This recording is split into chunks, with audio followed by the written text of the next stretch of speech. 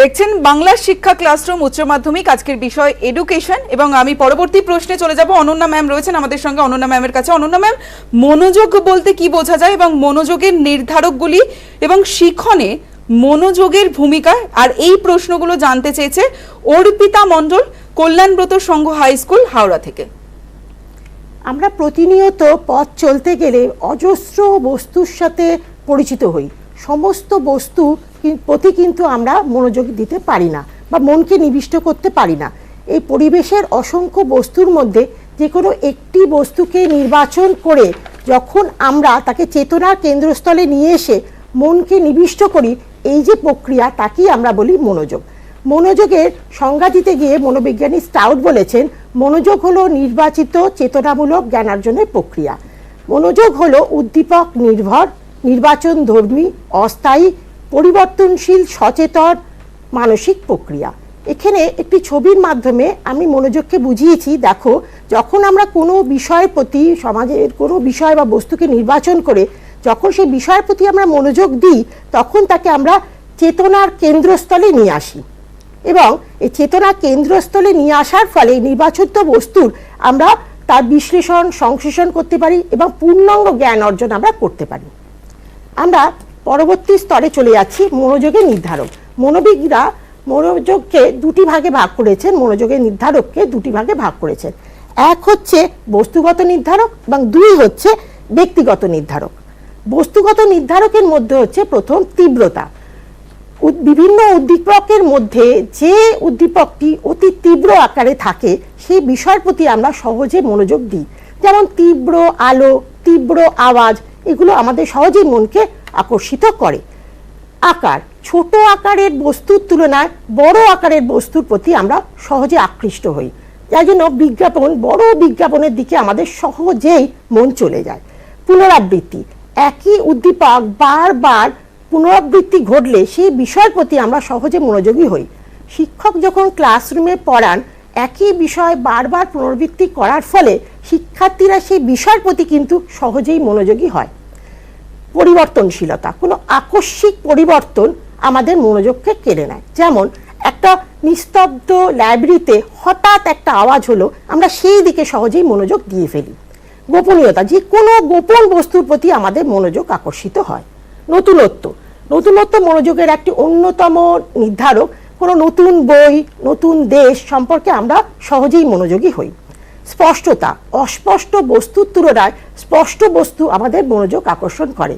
শিক্ষক যখন খাতা দেখেন, পরিষ্কার পরিচ্ছন্ন হাতের লেখা, স্পষ্ট হাতের লেখা তার মনোযোগ আকর্ষণ করে। এবং বিচ্ছিন্নতা, সমগ্র বস্তুর তুলনায় একটি বস্তু যদি বিচ্ছিন্নভাবে থাকে, সেই বিচ্ছিন্ন বস্তুর প্রতি আমরা মনোযোগ দিতে বাধ্য হই। বৈসাদৃশ্য, অনেক সময় বৈসাদৃশ্য একটা এমন আমাদের নিরপেক্ষ একটা মনোযোগের নির্ধারক। আমরা কোনো বিষয়ে আমরা বৈসাদৃশ্য থাকলে সেই বিষয়ের প্রতি আমরা আকৃষ্ট হই। যেমন খুব খর্বকায় মানুষের পাশে যদি একটি দীর্ঘকায় মানুষ থাকেন, তাহলে আমরা সেই দিকে মনোযোগ দিই। পরবর্তী পর্যায়ে চলে যাচ্ছি ব্যক্তিগত নির্ধারক। আগ্রহ, আগ্রহ হলো মনোযোগের একটি ব্যক্তিগত নির্ধারক। যেমন ধরো, যে বিষয়ের প্রতি আমাদের আগ্রহ আসে সেই বিষয়ের প্রতি আমরা সহজেই মনোযোগী হই। একজন প্লেয়ার, সে খেলাধুলার প্রতি আগ্রহী এবং সে যখন নিউজ পেপার পাচ্ছে, সে সহজেই খেলার পৃষ্ঠায় আগে চলে যাচ্ছে, অর্থাৎ খেলার বিষয়টার প্রতি তার মনোযোগ আগে আকর্ষিত হচ্ছে। প্রবৃত্তি, অনেক সময় প্রবৃত্তির তাড়নায় আমরা মনোযোগ দিই। যেমন আমি আসবো আপনার কাছে, কিন্তু মনোযোগ নিয়েই একটা প্রশ্ন রয়েছে। আমাদের সঙ্গে টেলিফোন লাইনে একজন রয়েছেন, রিফাজ শেখ। রিফাজ, তোমার প্রশ্ন। আমাদের সঙ্গে যোগাযোগ বিচ্ছিন্ন হয়েছে। আমরা আবারও অনন্যা ম্যামের কাছে যাবো। অনন্যা ম্যাম, আপনি যেমনটা বলছিলেন। আচ্ছা, আমি প্রবৃত্তির তাড়নায় অনেক সময় আমরা মনোযোগ আকর্ষিত হয় সেই বিষয়ের প্রতি। যেমন একজন ক্ষুধার্ত মানুষ, তার কাছে কিন্তু খাদ্যর তাড়নাটা বেশি হয় এবং তখন সে প্রবৃত্তির তাড়নায় সে খাদ্যের প্রতি মনোযোগ দেয়। আবেগ, অনেক সময় আমরা আবেগের বশবর্তী হয়ে মনোযোগ দিই।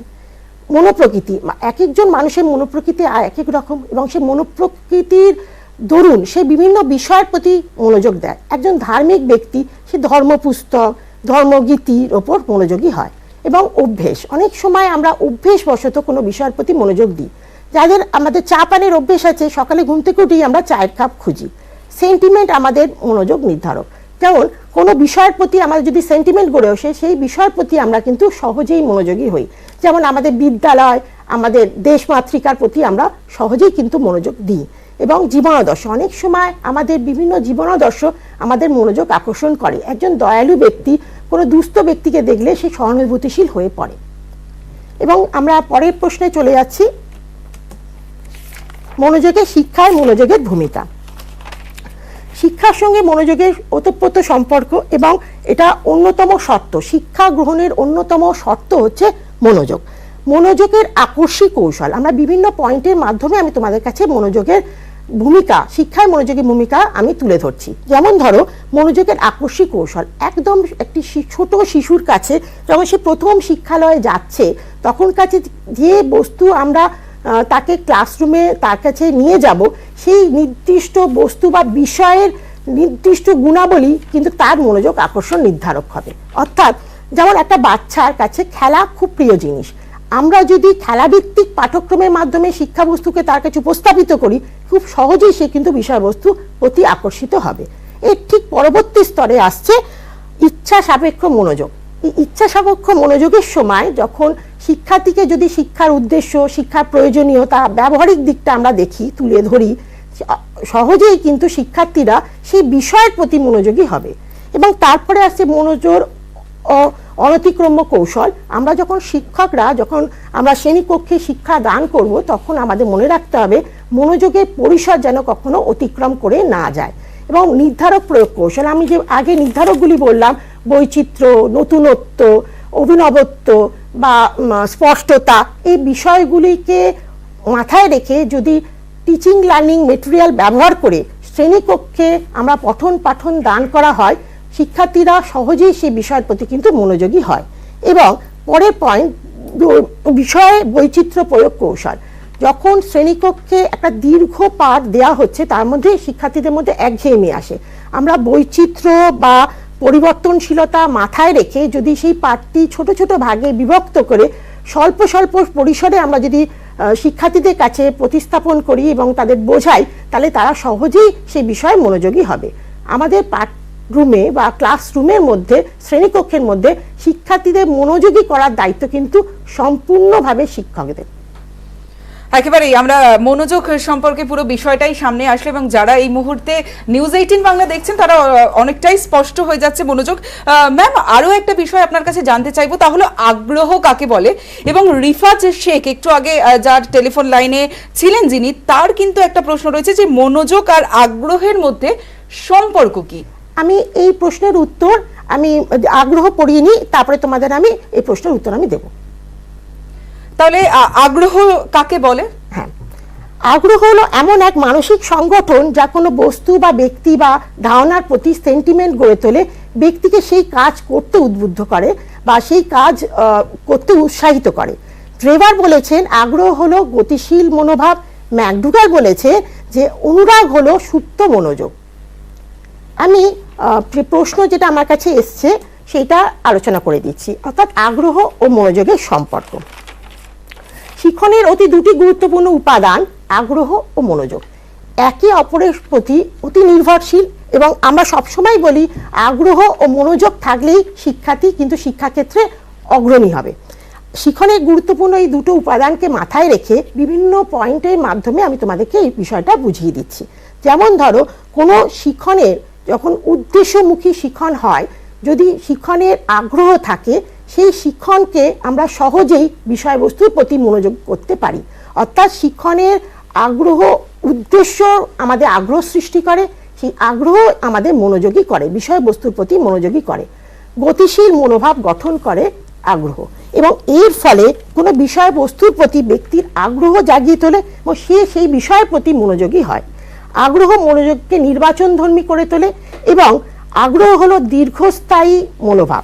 এর ফলে আগ্রহ দিয়ে বেশিক্ষণ আমরা মনোযোগী ছাত্র পেতে পারি। অর্থাৎ যে ব্যক্তি বা যে শিক্ষার্থী আগ্রহী, সে সেই বিষয়ের প্রতি দীর্ঘস্থায়ী মনোযোগ দিতে পারে।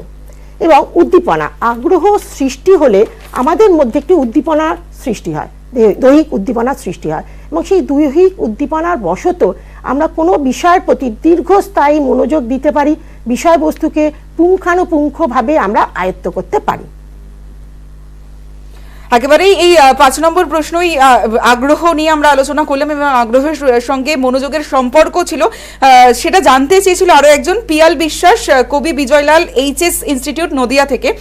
এবার দীপিকা ম্যামের কাছে পরবর্তী প্রশ্ন করব যে ক্ষমতা কাকে বলে, এবং যে প্রশ্নটা ছিল যে স্পিয়ারম্যানের দ্বি উপাদান তত্ত্বটি আর আরো একজন শিক্ষার্থী জানতে চেয়েছে, তার নাম হচ্ছে Gopal Roy, Titagarh Krishnanath municipal high school, Uttar 24 Pargana থেকে।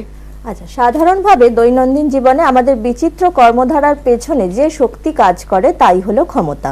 ক্ষমতাকে আমরা দুভাগে ভাগ করতে পারি, এক হচ্ছে দৈহিক ক্ষমতা আর দুই হচ্ছে মানসিক ক্ষমতা। মানসিক ক্ষমতা বলতে আমরা বুঝি যা মানব শিশুকে পরিবর্তনশীল পরিবেশের সঙ্গে সামঞ্জস্য বিধান করতে সহায়তা করে এবং পারদর্শিতা অর্জনে সাহায্য করে।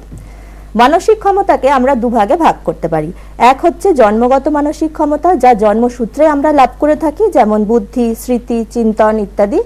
আর আরেকটি হচ্ছে অর্জিত মানসিক ক্ষমতা, অর্থাৎ পড়ার ক্ষমতা, লেখার ক্ষমতা, গাড়ি চালানোর ক্ষমতা, এগুলি আমরা অর্জিত মানসিক ক্ষমতার মধ্যে ফেলতে পারি। আচ্ছা, তার পরবর্তী যেটা আমি বলবো যে স্পিয়ারম্যানের দ্বি উপাদান তত্ত্ব প্রশ্নটি এসছে। ব্রিটিশ মনোবিদ চার্লস স্পিয়ারম্যান 1904 খ্রিস্টাব্দে আমেরিকান জার্নাল অফ সাইকোলজিতে general intelligence objectively determined and measured এই শিরোনামে মানসিক ক্ষমতা সম্পর্কিত দ্বি উপাদান তত্ত্বটি প্রকাশ করেছিলেন। তার মূল বক্তব্য ছিল দুটি। প্রথম হচ্ছে সাধারণ মানসিক ক্ষমতা, অর্থাৎ যেটিকে তিনি জি দ্বারা প্রকাশ করেছেন। এই সাধারণ মানসিক ক্ষমতা আমাদের সব রকম বৌদ্ধিক কাজে যেরকম ব্যবহৃত হয় সেরকমই কিন্তু এটা জন্মসূত্রে আমরা লাভ করে থাকি। দ্বিতীয় হচ্ছে বিশেষ মানসিক ক্ষমতা, যা বিশেষ বিশেষ কাজে আমাদের ব্যবহৃত হয় এবং যেটি সাধারণ মানসিক ক্ষমতার উপর নির্ভরশীল। আচ্ছা, দ্বি উপাদান তত্ত্বের গাণিতিক ব্যাখ্যা করতে গেলে প্রথমেই যেটা আমাদের জানতে হবে, তিনি বিভিন্ন বস্তুর মধ্যে যে সম্পর্ক তা নির্ণয় করার জন্য তিনি বলেন, বৈজ্ঞানিক পরিভাষায় তিনি দুটি চলের মধ্যে যদি এমন সম্পর্ক থাকে যে একটির পরিবর্তন হলে অপরটিরও পরিবর্তন হবে, তখন আমরা তাকে বলতে পারবো যে দুটি চলের মধ্যে অনুবন্ধন বা সহগতি রয়েছে। এই সহগতি আমরা তিন ভাগে ভাগ করতে পারি, এক হচ্ছে ধনাত্মক সহগতি, আর দ্বিতীয় হচ্ছে ঋণাত্মক সহগতি, আর শেষ হচ্ছে শূন্য সহগতি। আমি কিছু উদাহরণের সাহায্যে তুলে ধরার চেষ্টা করছি। ধনাত্মক সহগতি অর্থাৎ দুটি চলের মধ্যে যদি এরকম হয় যে একটির বৃদ্ধি হলে অপরটিরও বৃদ্ধি হবে, যেমন আমাদের জ্বর হলে তাপমাত্রা যত বৃদ্ধি পাচ্ছে থার্মোমিটারের পারদের উচ্চতাও কিন্তু বাড়ছে, আবার জ্বর কমে গেলে তাপমাত্রাও কমছে, পারদও কমছে। ঋণাত্মক সহগতি, যদি আমরা নির্দিষ্ট পরিমাণ কাজের পরিপ্রেক্ষিতে দিন সংখ্যা যদি বাড়ে তাহলে কিন্তু লোক সংখ্যা কমবে, আবার দিন সংখ্যা কমলে লোক সংখ্যা বাড়বে।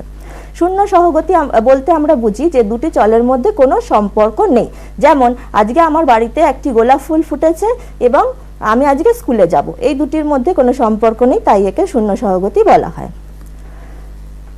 রাশিবিজ্ঞানের সহগতির মান নির্ণয়ের জন্য সংখ্যা মানকে ব্যবহার করা হয়। এই সংখ্যা মানকে বলা হয় সহগতির সহগাঙ্ক, যা স্পিয়ারম্যান ছোট হাতের আর চিহ্ন দ্বারা চিহ্নিত করেছেন। স্পিয়ারম্যান বিভিন্ন বৌদ্ধিক কাজে সহগতি নির্ণয় করে দেখলেন যে তা একটি বিশেষ নিয়ম মেনে চলেন। এই নিয়মকে তিনি নামকরণ করলেন ট্রেটার্ড সমীকরণ, যা তোমরা পর্দায় নিশ্চয়ই দেখতে পাচ্ছ। আচ্ছা, দ্বি উপাদান তত্ত্বের জ্যামিতিক ব্যাখ্যাটা আমি একটু বলি। সেটা হলো যে বড় বৃত্তটি তোমরা দেখতে পাচ্ছ সেটাকে আমরা বলি সাধারণ উপাদান অর্থাৎ জি, আর ছোট ছোট বৃত্তগুলি হচ্ছে বিশেষ উপাদান। বিশেষ কাজ এখানে ধরা হয়েছে S A, S B, S C এবং এস ডি। এই প্রতিটি কাজের জন্যই কিন্তু আমাদের জি উপাদানের প্রয়োজন হচ্ছে, কিন্তু প্রতিটি কাজের ক্ষেত্রে সম পরিমাণ জি উপাদান কিন্তু আমাদের প্রয়োজন হচ্ছে না। অর্থাৎ যে কাজের জন্য জি উপাদান বেশি লাগবে সেই কাজগুলির সাথে জি এর সম্পৃক্ততা বেশি এবং তার সহগতি সহগাঙ্ক কিন্তু বেশি। স্পিয়ারম্যান 1920 খ্রিস্টাব্দে তার তত্ত্বে কিছু সংশোধিত রূপ প্রকাশ করেন।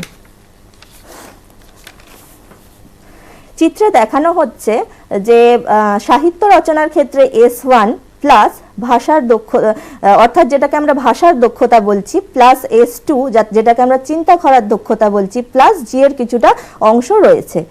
অর্থাৎ বিভিন্ন কাজের ক্ষেত্রে প্রয়োজনীয় একই রকম বিশেষ উপাদান দলগত উপাদানের সৃষ্টি করে।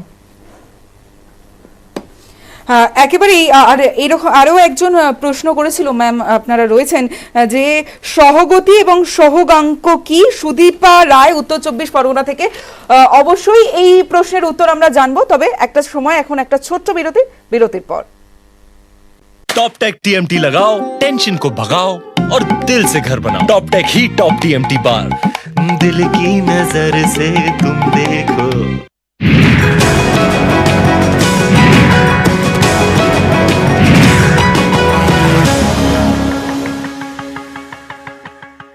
নিউজ ফ্ল্যাশ নিবেদন করছে সফেদ ডিটারজেন্ট পাউডার। এবার সফেদের লাকি প্যাকে বেনারসি শাড়ি ফ্রি।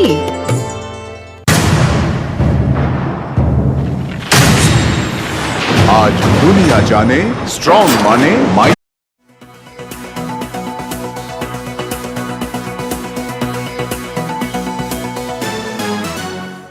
শঙ্খ বাজিয়ে নেতাজি জয়ন্তীর সূচনা মুখ্যমন্ত্রী মমতা বন্দ্যোপাধ্যায়ের সরকারি শ্রদ্ধা জ্ঞাপনে গান গাইলেন নেতাজি পরিবারের সদস্যরা। নেতাজির বাংলা মাথা নোয়াবে না, ফের বোঝালেন মমতা বন্দ্যোপাধ্যায়।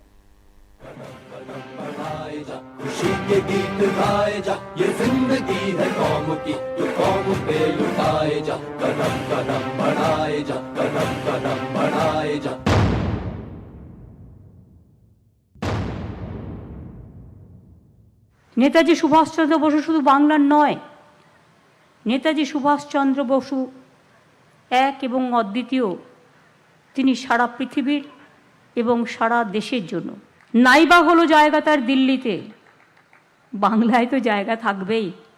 আর বাংলা সারা ভারতবর্ষকে পথ দেখায়, বিশ্ব বাংলাকে পথ দেখায়।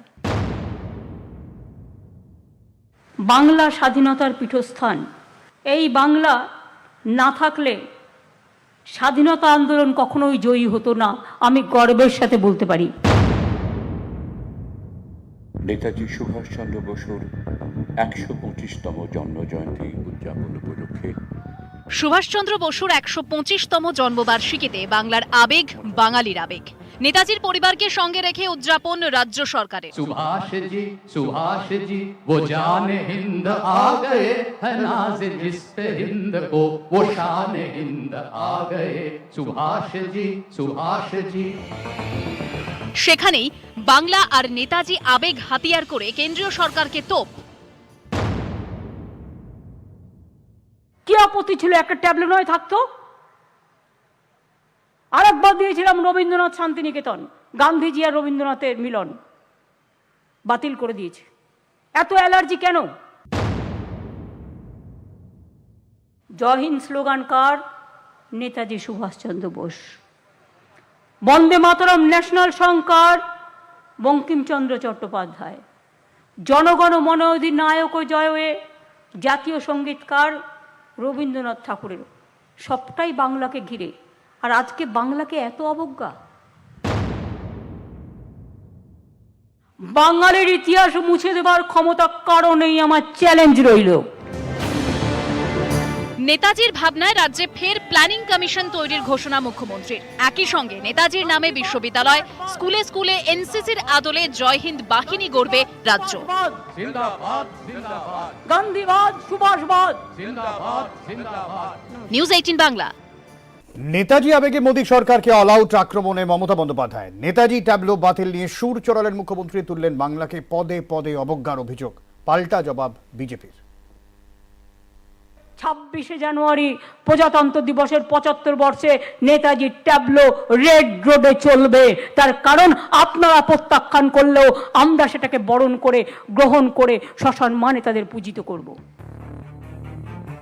দিল্লিতে প্রজাতন্ত্র দিবসের কুচকাওয়াজে রাজ্যের নেতাজি ট্যাবলো বাতিল করেছে কেন্দ্র। রবিবার রেড রোডের অনুষ্ঠান থেকে জবাব ছুড়লেন মমতা। নেতাজি আর দেশপ্রেমের আবেগ হাতিয়ার করেই নেতাজি জয়ন্তীতে কেন্দ্রের মোদী সরকারকে একের পর এক তোপ। বাংলার সঙ্গে হিন্দিতে, ইংরেজিতে দেশের উদ্দেশ্যে বার্তা। हिंदुस्तान अब आगे बढ़ो, अब देश को प्यार करो, अब रिश्ता से, प्यार से, मोहब्बत से गांधी जी को प्यार करो, नेताजी को प्यार करो, अंबेडकर को प्यार करो, मौलाना अबुल कलाम आजाद को प्यार करो, भगत सिंह को प्यार करो, बिरसा मुंडा को प्यार करो।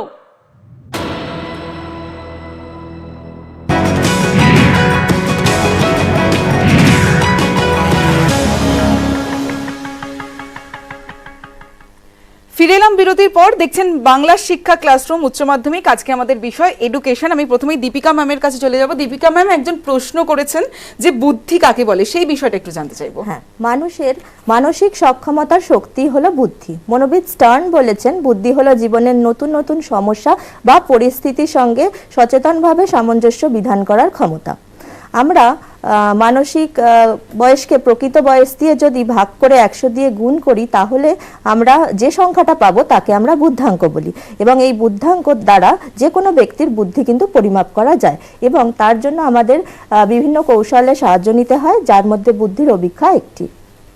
একেবারেই দীপিকা ম্যাম, এবং আমাদের আজকের অনুষ্ঠানের শেষ প্রশ্ন জানতে চাইবো অনন্যা ম্যামের কাছ থেকে। অনন্যা ম্যাম, থার্স্টনের বহু উপাদান তত্ত্বটি রয়েছে এবং সেই বিষয়টা একটু জানতে চাইবো। জানতে চেয়েছেন দেবলীনা দত্ত জনাই ট্রেনিং হাই স্কুল হুগলি থেকে এবং দেবরাজ রায় ডাকুয়া সিংহিমারি চন্দ্রদেব হাই স্কুল জলপাইগুড়ি থেকে। ম্যাম, আমেরিকান মনোবিদ থার্স্টন তার বুদ্ধি সম্পর্কিত মানসিক ক্ষমতা তত্ত্বটি প্রকাশ করেন দ্য নেচার অফ ইন্টেলিজেন্স নামক বইতে।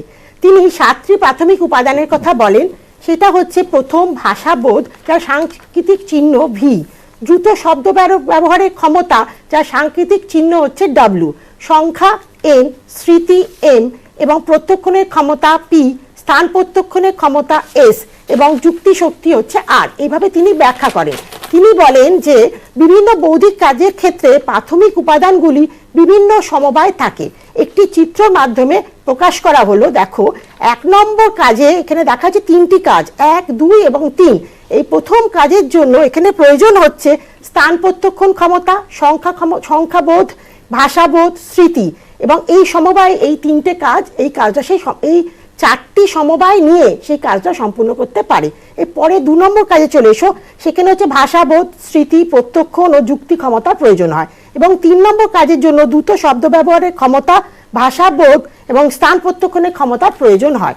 এখানে স্মৃতি 1 নম্বর ও 2 নম্বর কাজের জন্য ব্যবহার করা হয়েছে, এবং দেখো এটা হচ্ছে সমবায় হচ্ছে তখন, অর্থাৎ আমরা দেখতে পাচ্ছি একটি কাজের জন্য অনেকগুলি উপাদান ব্যবহৃত হচ্ছে, তাই একে আমরা বহু উপাদান তত্ত্ব বলে থাকি। একেবারেই অনেক ধন্যবাদ। আমরা বাংলা শিক্ষা ক্লাসরুম উচ্চ মাধ্যমিকে আজ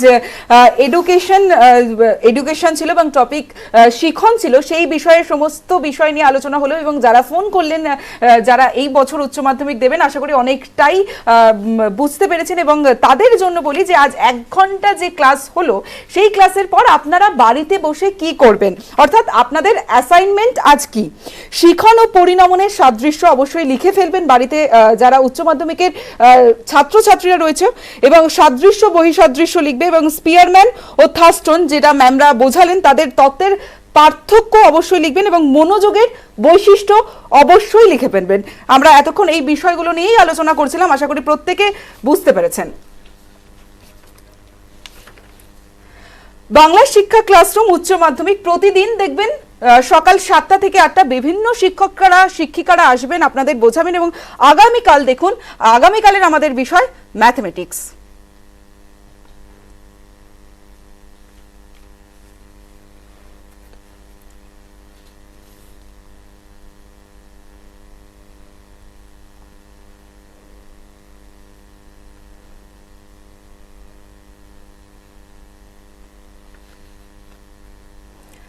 বাংলা শিক্ষা ক্লাসরুম উচ্চ মাধ্যমিক আজ থেকে শুরু হলো। প্রতিদিন নিউজ 18 বাংলায় বিভিন্ন বিষয় নিয়ে উচ্চ মাধ্যমিকে এবছর যারা ছাত্রছাত্রীরা রয়েছেন তাদের জন্য বিভিন্ন বিষয় নিয়ে আলোচনা করব। আজকে এডুকেশন ছিল, এবং আমাদের সঙ্গে দুজন ছিলেন, ডক্টর অনন্যা মণ্ডল শালকিয়া বিদ্যাপীঠ থেকে, এবং ছিলেন দীপিকা দাস পশ্চিম সুরেন্দ্রনগর আদর্শ বাণীপীঠের থেকে, এবং পিসিআরে ছিলেন ঝুমুর দাস। প্রত্যেককে অসংখ্য ধন্যবাদ। দেখতে থাকুন news 18 Bangla. Top tech TMT लगाओ,